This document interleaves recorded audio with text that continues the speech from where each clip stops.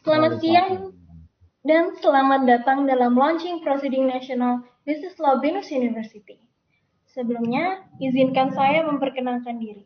Saya Mira Laura Anggraini selaku Staff International Law Student Association BINUS University yang akan menjadi moderator Launching Proceeding pada siang hari ini. Berikutnya adalah yang terhormat Asisten Profesor Dr. Aryawan Gunadi, SHMH. Beliau adalah seorang asisten profesor dan dosen tetap di Universitas Tarumanegara. Beliau seringkali diundang untuk menjadi ahli guna memberikan keterangan ahli pada beberapa kasus mengenai perjanjian korporasi dan yayasan di pengadilan Indonesia maupun di luar negeri. Pada siang hari ini, beliau akan menyampaikan materi mengenai hukum perdagangan internasional pasca COVID-19. Kepada Bapak Aryawan Gunadi, kami persilahkan. Baik, Mirel, suara saya kedengeran, Mirel? Kedengaran, Pak.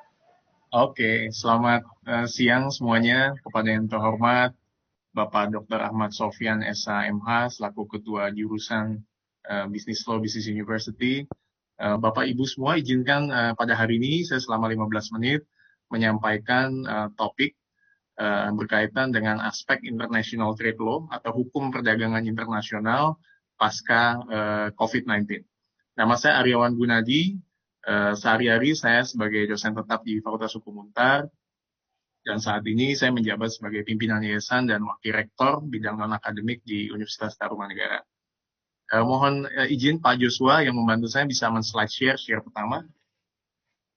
Oke, Bapak Ibu semua, kita tahu bahwa coronavirus ini memang cukup luar biasa, menghantam berbagai sektor, terutama di bidang perdagangan internasional, dan banyak negara yang terkena impact yang begitu besar atas COVID-19 ini.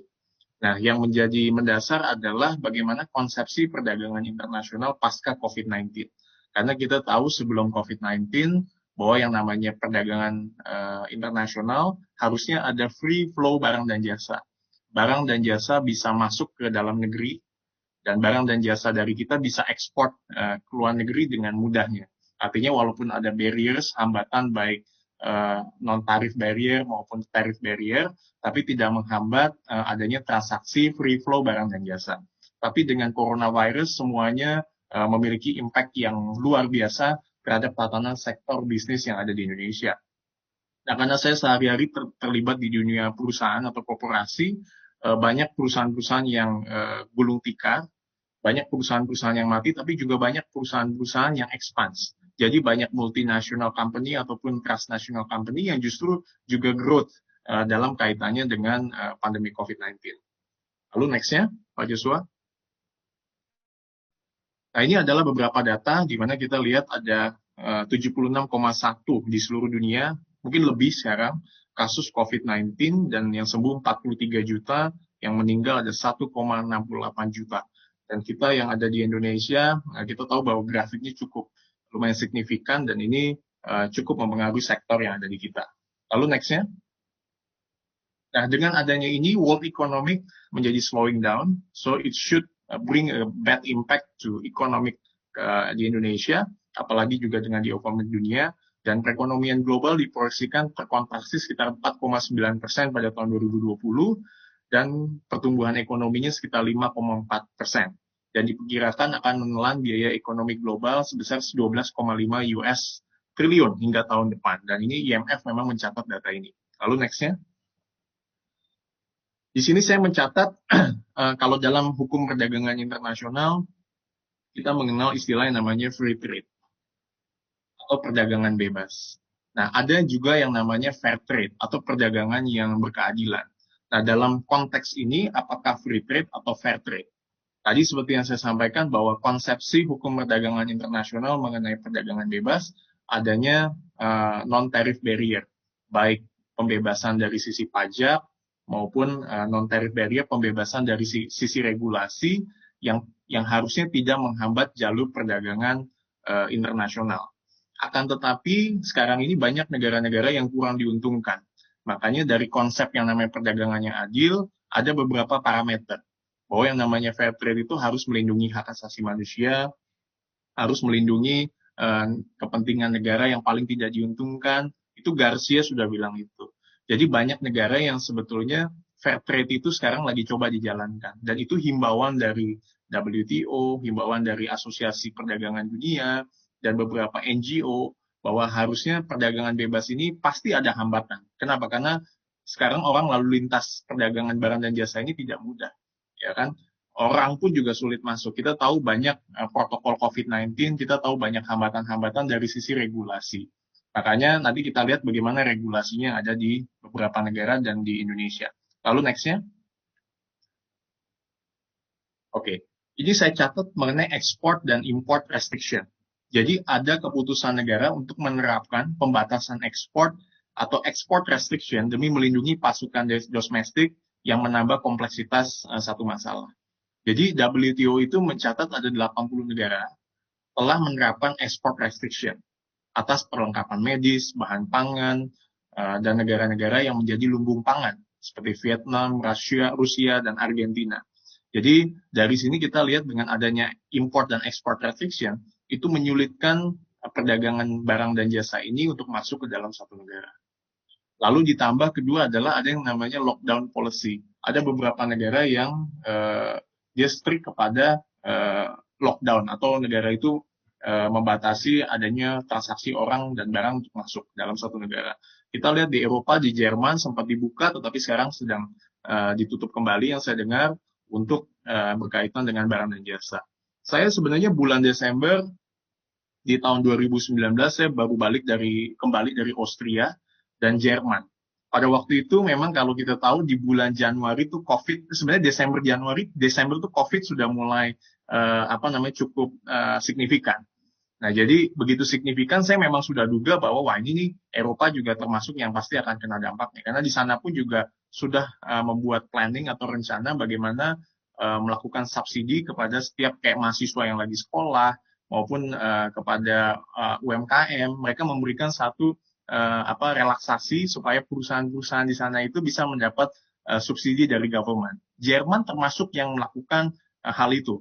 Jadi begitu saya kembali ke Januari dan saya lihat COVID juga udah mulai cukup besar. Nah, saya lihat beberapa negara di Eropa mencoba untuk keluar dari zona itu. Nah, kita lihat negara-negara yang melakukan lockdown seperti Wuhan. Wuhan itu salah satu kota. Saya juga menyekolahkan kita punya sekolah tinggi ilmu kesehatan dan Tarumanegara Insinyur College selain Untar ya. Kami sekolahkan karena kami punya program studi bahasa Mandarin. Kita sekolahkan beberapa orang-orang itu sedang sekolah S2 dan S3 di Wuhan. Jadi ada beberapa yang lagi sekolah di sana kena COVID lalu cepat balik. Nah, waktu itu Wuhan kondisinya memang cukup mengenaskan karena impact perdagangan nggak bisa masuk, ekspornya hancur, impornya hancur. Tapi dengan sekarang kita bisa lihat bahwa China termasuk negara yang bisa keluar dari zona yang tadinya mencekam itu. Nah, kita lihat nanti sejauh mana, karena ini ujian. Karena di negara ini kan ada yang namanya trade war. Jadi yang dianggap trade war itu ada persaingan antara Amerika dengan China misalnya. Kita lihat sebenarnya siapa yang bisa memenangkan dalam tanda kutip kompetisi yang seharusnya ketat ini. Apakah polisinya Amerika ataukah polisinya China. Karena yang istilah trade war ini kan memang menjadi perdebatan. Dan virus pun juga sekarang menjadi perdebatan sebenarnya dari mana asal virus. Karena Amerika menyalahkan China, China juga menyalahkan Amerika. Nah, yang keempat adalah ada trust dan safety issue. Jadi standarisasi pengamanan dan aturan perdagangan internasional juga berkaitan dengan COVID-19. Jadi harus ada standarisasi pengamanan memang ketika barang dan jasa itu masuk ke dalam suatu negara. Nah, aturan ini yang sedang dirumuskan dari beberapa negara, bagaimana supaya ada standar, misalnya pasokan barang dan jasa dari dalam dan di luar negeri, seperti bahan pangan, alat medis, dan sebagainya. Next-nya Pak Joshua. Nah, ini ada World Trade Policy. Kita lihat beberapa negara di Amerika, Eropa, dengan China. Di Amerika, sejak ada Donald Trump, ya kan, sedikit banyak mengubah trade policy yang ada dilakukan oleh Obama. Karena Obama pada waktu itu ikut dalam merancang Trans-Pacific Partnership atau TPP. Satu kerjasama kawasan Asia Pasifik. Pada waktu itu Trump ketika menjadi presiden, dia menerapkan yang namanya American First.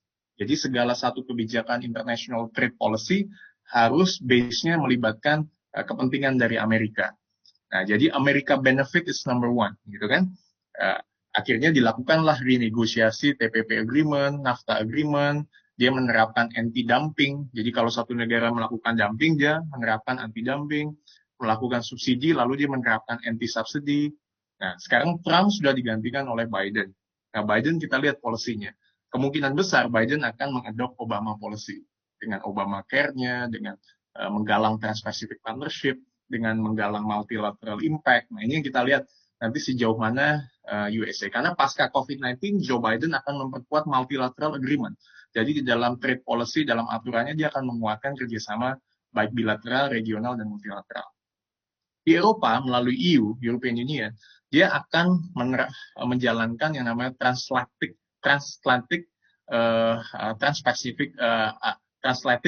Agreement, trade relation antara Eropa dengan Amerika. Jadi dia akan memperkuat kerjasama antara European Union dengan Amerika Serikat. Nah, untuk China sekarang sedang mencoba melalui Perdana Menterinya, melalui pimpinan dari China, mereka akan sedang melakukan penurunan pajak tarif dan non-tarif barrier. Jadi diusahakan barang dan jasa pajaknya itu dipermudah dan hambatan-hambatan regulasi perdagangan akan dimudah supaya regulasi perdagangan ini bisa tetap terjaga. Next-nya Pak Joshua. Nah, di sini ini saya mencatat bahwa dengan mengantisipasi COVID-19, ada regulasi penghambat perdagangan internasional harus dihapus. Itu rekomendasi kami. Bahwa dengan pandemi COVID menyebabkan negara itu kan ada pembatasan ekspor seperti yang saya bilang. Bahwa dengan pandemi COVID ada kelangkaan barang, minuman, makanan, alat kesehatan. Nah, tapi banyak instrumen hambatan dari non-perdagangan ini yang menyulitkan pemasukan dari suatu produk. Nah, pemerintah di Indonesia juga perlu menyikapi produk-produk itu. Karena ini sekarang kita lihat dari sisi Indonesianya. Lalu next-nya, nah Bapak Ibu kita lihat dan teman-teman sekalian, kita lihat pertumbuhan ekonomi Indonesia tahun 2020. Memang ada penurunan, itu juga diamini oleh Sri Mulyani. Mungkin saya 2 menit lagi ya, 1,5 menit sampai 2 menit Mira. Itu ada minus 5%. Dan tentu dengan ada pertumbuhan ekonomi ini mengancam krisis ekonomi di Indonesia. Lalu next-nya. Nah, dengan COVID-19, negara-negara sekarang mengambil kebijakan temporary export measure, dan Indonesia perlu menyelesaikan perjanjian perdagangan dengan negara lain. Dan juga memangkas perizinan import yang memang menyulitkan. Misalnya harus ada izin wali kota, gubernur, sampai birokrasi terlalu tinggi, nah itu sedang dipangkas. Lalu next-nya, saya singkat aja. Nah, Indonesia sedang membereskan regulasi terkait perdagangan internasional. Kalau teman-teman melihat kemarin, Indonesia sudah tanda tangan RCEP, Kesepakatan Perdagangan Regional terbesar di dunia dengan 15 negara dan Indonesia terdapat dalamnya. Lalu ada Indonesia, Korea, SIPA, Indonesia, Mozambik, dan beberapa negara yang lain-lainnya. Indonesia sedang memaksimalkan ini supaya hambatan perdagangan internasional bisa terreduce. Nah, nanti kita lihat sejauh mana dengan di Indonesia mudah-mudahan bisa terlebih baik. Nah, lalu next-nya terakhir, mungkin slide terakhir, Josh, Undang-Undang Omnibus Law, next sekali lagi, terakhir nih, yang sekali lagi next. Nah, dengan adanya Undang-Undang Omnibus Law yang dirancang di masa COVID ini, Indonesia bermaksud ingin mengintegrasikan seluruh proses perdagangan dari mulai lokal sampai ke internasional dengan one single submission. Jadi mudah-mudahan dengan adanya aturan-aturan di Omnibus, dipersingkat perizinan bisa membangkitkan gairah perdagangan internasional khususnya di Indonesia dalam kaitannya ekspansi dengan ke negara lain. Nah, mungkin itu saya persingkat Bapak Ibu karena tadi sudah diingatkan oleh Mirel waktunya. Nah, nanti boleh kita dalam tanya jawab atau diskusi share berkaitan dengan masalah international trade. Terima kasih Bapak Ibu semua. Saya kembalikan kepada Mirel. Terima kasih. Kami sudah mencapai sesi tanya jawab. Di sini saya akan memilih 3 pertanyaan terbaik yang ditanyakan oleh para hadirin melalui kolom chat. Pertama, pertanyaan dari Gin. Saya ingin bertanya kepada Bapak Asisten Profesor Dr. Aryawan Gunadi, SHMH. Bagaimana fungsi perdagangan bebas dalam masa pandemi ini? Apakah ada solusi faktual yang mampu meningkatkan roda perekonomian global? Topik ini sangat menarik dan perlu didobrakkan baru sehingga perlu dobrakan baru sehingga perlu atensi pemerintah. Terima kasih. Terima kasih Mirel. Langsung saya jawab ya Mirel ya. Ya, Oke, silakan Pak. Jadi terima kasih untuk penanya tadi mengenai perdagangan bebas. Jadi memang betul bahwa yang namanya perdagangan bebas itu ada yang sifatnya bilateral, regional, ada yang sifatnya multilateral. Jadi kalau bilateral itu ada yang dilakukan antar negara, ya kan? Kalau yang regional itu dilakukan dalam satu kawasan seperti European Union, ada ASEAN Economic Community, lalu kalau yang multilateral seperti WTO dan sebagainya. Nah, perdagangan bebas itu memang sebagai konsekuensi bahwa Indonesia sebagai bagian dari Union juga melakukan kerjasama. Jadi Indonesia sebagai bagian dari ASEAN cooperate with other states or they cooperate with other union. Nah, kerjasama ini memang banyak dilakukan oleh Indonesia. Tadinya seperti bilang bahwa Indonesia tergabung dalam RCEP, dia baru tanda tangan. Lalu Indonesia dengan Mozambik, Indonesia dengan Australia, dengan Korea, dengan Jepang, dan sebagainya. Nah, mau tidak mau Indonesia harus memaksimalkan semua perjanjian perdagangan bebas yang sudah ditandatangani sejak zaman sebelum era presiden yang sekarang. Nah, dengan adanya era yang sekarang ini harus dimaksimalkan, harus dilakukan renegosiasi atas perjanjian itu. Karena perjanjian itu kan banyak ditandatangan, ada yang sebelum COVID dan pada masa COVID. Paling tidak, yang bargain yang harus Indonesia lakukan adalah kalau Indonesia membuka pasar buat negara lain, negara lain pun juga kita bisa memintakan membuka pasarnya buat Indonesia. Jadi let's say misalnya ada 700 eksportir kita yang siap untuk mengekspor barang dan jasanya ke luar negeri. Dan negara lain pun juga harus ada equal treatment, memperlakukan negara kita pun sama. Tapi itu pun memang juga dengan masa COVID ini kan makanya tadi saya bilang mengenai standarisasi pengamanan, ada yang mengenai trust issue. Trust issue itu menjadi penting. Karena bagaimana kita boleh percaya sama negara lain untuk bisa masuk barang dan jasa ke tempat kita. Tapi bagaimana apakah barang dan jasa kita bisa masuk ke negara lain? Nah, ini balik lagi penanganan COVID-19 ini bukan hanya sekadar penanganan dari sisi medis atau kesehatan, tapi ada trade policy-nya juga. Jadi begitu kita menangani ini dengan baik pandemi COVID, otomatis negara kita mendapat trust dari negara lain supaya orang, produk, barang, dan jasa bisa masuk ke negara lain lebih mudah. Ambil contoh visa, ya kan? Berapa banyak negara lain yang membuka sekarang visanya untuk Indonesia, sehingga kita bisa dengan mudah masuk ke negara orang lain. Tapi berapa banyak negara yang belum membuka pintunya untuk Indonesia? Orang aja belum bisa masuk, apalagi barang dan jasa. That's why optimalisasi perjanjian perdagangan bebas yang ditandatangani oleh Indonesia menjadi hal yang paling penting untuk dilakukan satu renegosiasi. Kedua adalah yang tadi saya bilang, trust issue menjadi penting. Bagaimana Indonesia membangkitkan trust issue-nya untuk mencoba melakukan optimalisasi dari instrumen-instrumen regulasi nasional untuk mendukung kebijakan ekspor dan import barangnya di dalam dan di luar negeri. Mungkin demikian, Mira. Baik, pertanyaan berikutnya juga untuk Bapak Riwan Gunadi. Oh, saya lagi, oke. Iya, dari Akmal. Pertanyaannya adalah, baru-baru ini Presiden Jokowi telah mereshuffle beberapa menteri, salah satunya adalah Menteri Perdagangan. Kepada Menteri Perdagangan yang baru, Presiden memberikan tugas utama untuk melakukan pemulihan kinerja perdagangan ekspor Indonesia. Menurut Prof, kebijakan secara internasional apa yang harus diambil dan dilakukan oleh pemerintah Indonesia untuk dapat meningkatkan jumlah ekspor, mengingat kondisi pandemi di Indonesia yang belum juga membaik, serta tingkat